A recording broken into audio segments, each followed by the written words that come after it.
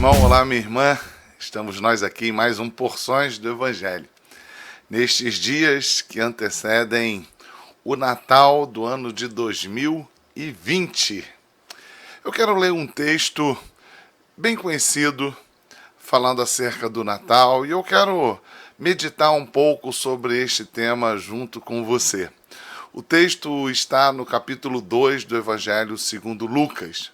O texto diz assim, preste atenção, por favor, na leitura que eu vou fazer.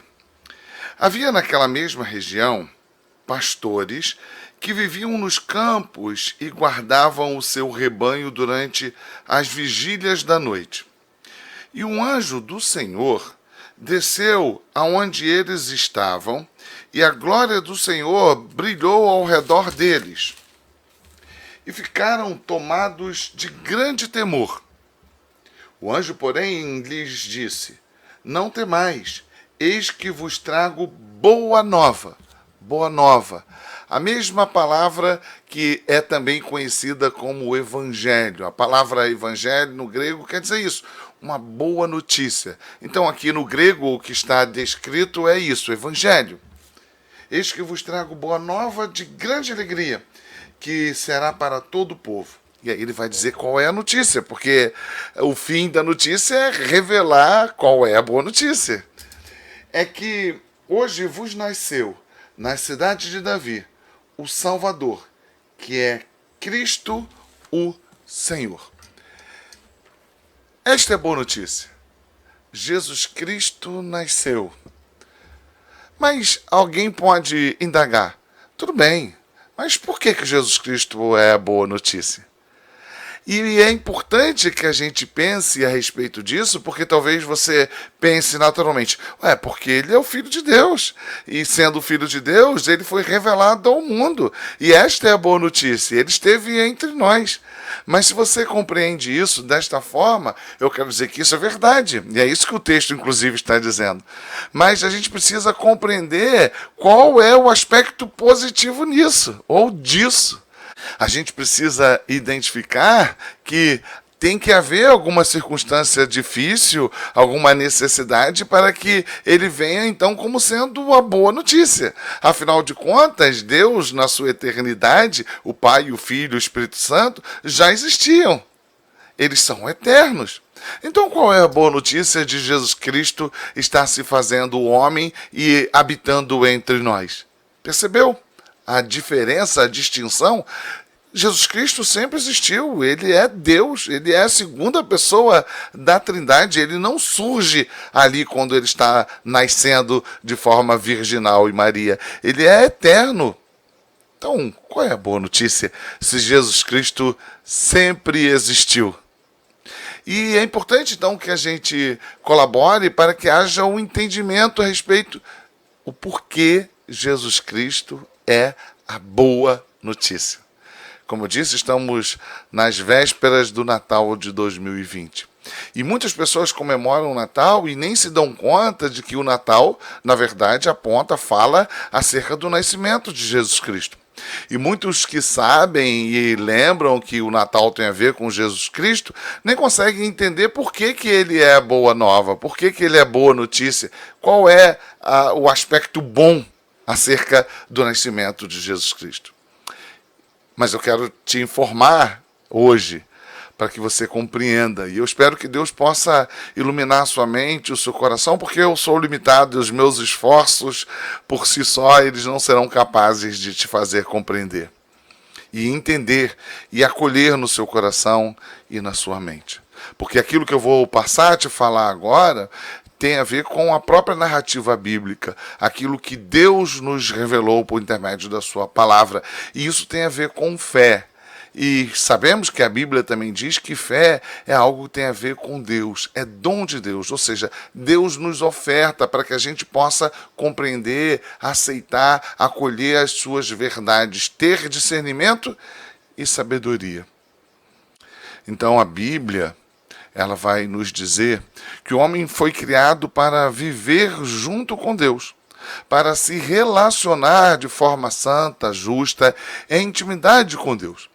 Então, em Gênesis 3, vemos que o homem decidiu pecar, desconsiderar aquilo que Deus havia falado, aquilo que Deus havia estabelecido como os limites das ações humanas.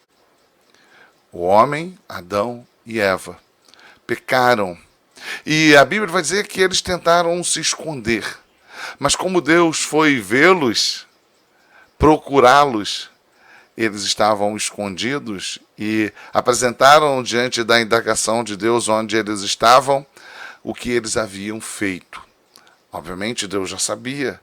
Deus estava dando a oportunidade a eles para que eles mesmos confessassem aquilo que Deus já sabia que eles haviam feito. E agora a nudez tornavam eles envergonhados.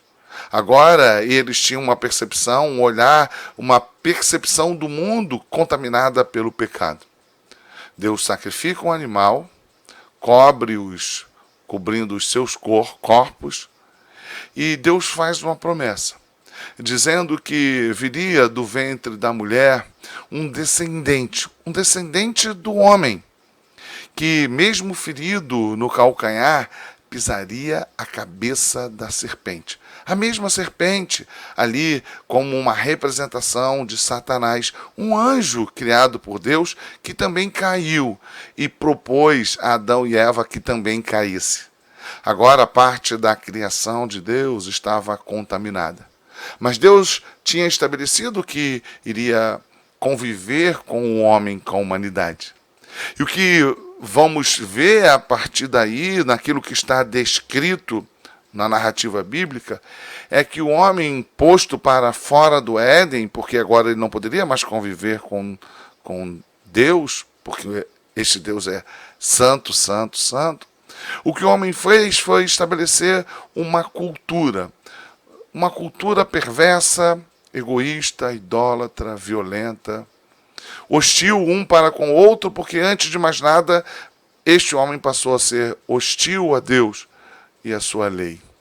Quando chegamos no capítulo 4 de Gênesis, vemos que Caim, o primogênito de Adão e Eva, tirou a vida de seu irmão. E a narrativa, eu quero ler as narrativas para vocês. As narrativas, elas falam por si só, revelando aspectos que são emblemáticos a respeito daquilo que nós somos. Nós nos tornamos perversos. Nós nos tornamos egoístas, maus. Em Gênesis 4, vemos assim: diz Caim a Abel, seu irmão, vamos ao campo. Estando eles no campo, sucedeu que se levantou Caim contra Abel, seu irmão, e o matou. Eu vou pegar alguns textos só para que você tenha como emblema o que nós nos tornamos longe de Deus. Viu o Senhor que a maldade do homem se havia multiplicado na terra e que era continuamente mal todo o desígnio do seu coração. Li Gênesis 6, versículo 5. Deus envia o dilúvio como uma demonstração da sua ira, da sua insatisfação, da sua tristeza. Preserva a Noé e a sua família, porque ele tinha decidido que ele ia conviver com os homens. E estabeleceu uma promessa lá no Éden, quando o homem pecou, que viria da descendência da mulher. Um homem que pisaria a cabeça da serpente, vencendo o mal e promovendo a possibilidade única e exclusiva deste homem, filhos de Adão e Eva, deles poderem ser reconciliados com Deus. Jesus Cristo é a boa esperança, ou melhor, a boa nova, porque ele era a única esperança que estava por vir. Quando a gente vai para, por exemplo, o livro dos Juízes, o livro dos Juízes que fala acerca de como os filhos de Israel se tornaram maus, idólatras, e todo o livro é uma narrativa sempre muito clara a respeito de como se tornou o homem mau, perverso, egoísta.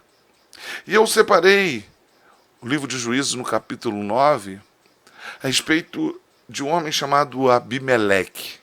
Abimeleque, filho de Jerubaal, foi-se a Siquém e aos irmãos de sua mãe e falou-lhes e a toda a geração da casa do pai e de sua mãe, dizendo: falai-vos, peço-vos, aos ouvidos de todos os cidadãos de Siquém, Que vos parece melhor, que 70 homens, todos os filhos de Jerubaal, dominem sobre vós, ou que apenas um domine sobre vós? Lembrai-vos também de que sou osso vosso e carne vossa. Então os irmãos de sua mãe falaram a todos os cidadãos de Siquém todas aquelas palavras, e o coração deles se inclinou a seguir Abimeleque, porque disseram: é nosso irmão.